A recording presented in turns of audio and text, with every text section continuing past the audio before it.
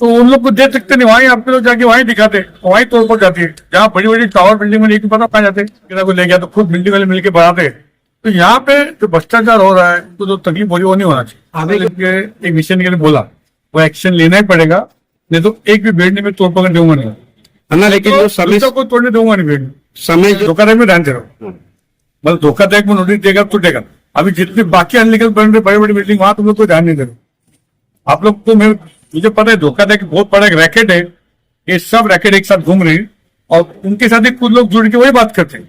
Illegal की कोई बात ही नहीं करता है, क्या सब चाय पानी मिलता होगा उनको, सबको चलता है कि नहीं।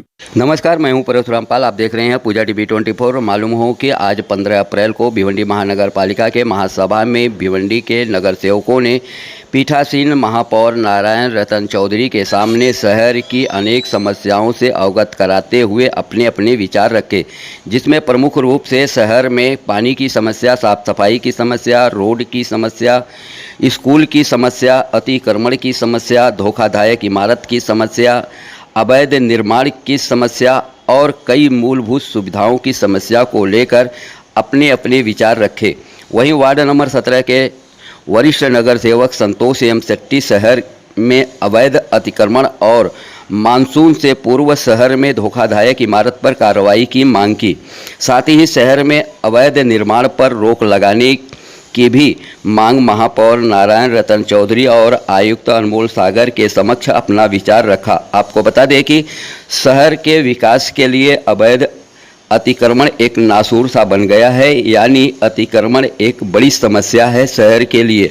वहीं हर साल मानसून को लेकर धोखाधड़क व अति धोखाधड़क इमारतों को सिर्फ और सिर्फ महानगर पालिका नोटिस जारी करती है, कार्रवाई के नाम पर जीरो। आज भी पूरे शहर में सैकड़ों इमारत C1 श्रेणी में मौजूद है, यानी अति धोखाधड़क इमारत।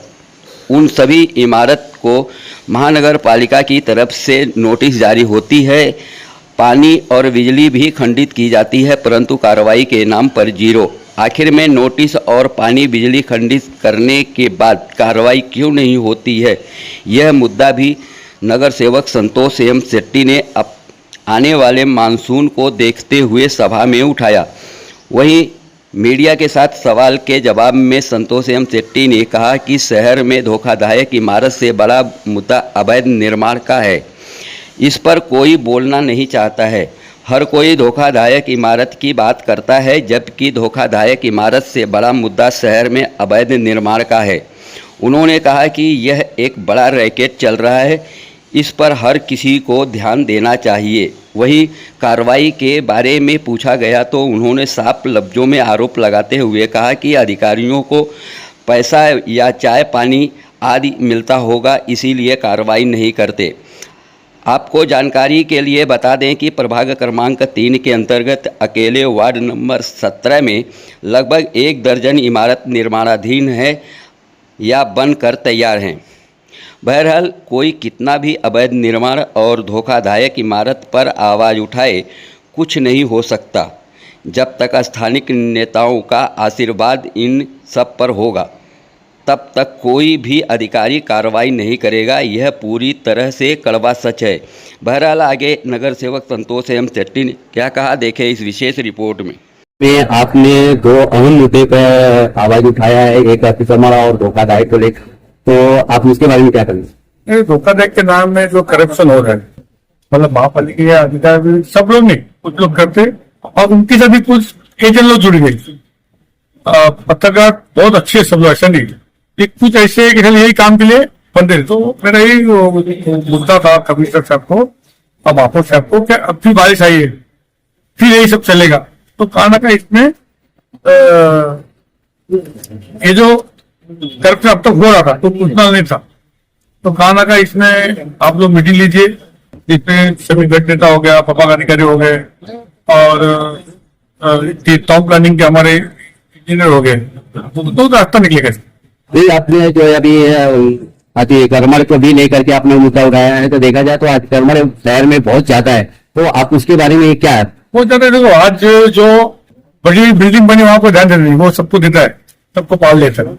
आज जो भी बेचारा शांति वो पद्मा नगर हो, कामत करो, जहाँ पे जीना 40 से घर है, उनका पिछड़ा लोग रिपेयर करने का है, तो उन लोग को दे सकते नहीं, वहीं अपने लोग जाके वहीं दिखाते, वहीं तो ऊपर जाती है, जहाँ बड़ी बड़ी टावर बिल्डिंग में नहीं पता कहाँ जाते, तो जाते नहीं। इसलिए हमारा कॉर्पोरेशन को उनका माइंड में ऐसे डाइवर्ट किया कि यहाँ पे भी ध्यान डालते, यहाँ पे खुद काम करते बेचारे, छोटा मोटा कोई ठेकेदार को ले गया तो खुद बिल्डिंग वाले मिलके बनाते। तो यहाँ पे जो भ्रष्टाचार हो रहा है, तो जो तकलीफ हो रही है वो नहीं होना चाहिए। आगे के बाद जो अतिक्रमण है उस चीज को लेकर उसके ऊपर उपायुक्त ने कहा था एक्शन लिया जाएगा, लेकिन कोई भी एक्शन वहां पर नहीं लिया गया। क्या हो, तो मैं ऐसे महापालिका के एक मिशन के लिए बोला, वो एक्शन लेना ही पड़ेगा, नहीं तो एक भी बिल्डिंग में तोड़ पकड़ दूंगा नहीं, क्योंकि वो एक रास्ता ऐसा अच्छा बचा है जो इंडस्ट्री जोन है, वहां अच्छा रास्ता बन सकता है। वहां भी अगर सब ऐसा बन गया और कार्टून पुट्टा को आ गया छोटे मोटे और वहां डेवलप वो जोन, एक वो जोन है, इंडस्ट्री जोन है, जिससे अगर प्लान से करेगा तो कम से कम 25 कोटी रुपए महापालिका को भरना आएगा और कम से कम 1000 लोग काम पे लगेंगे और वसूली बहुत आएगी।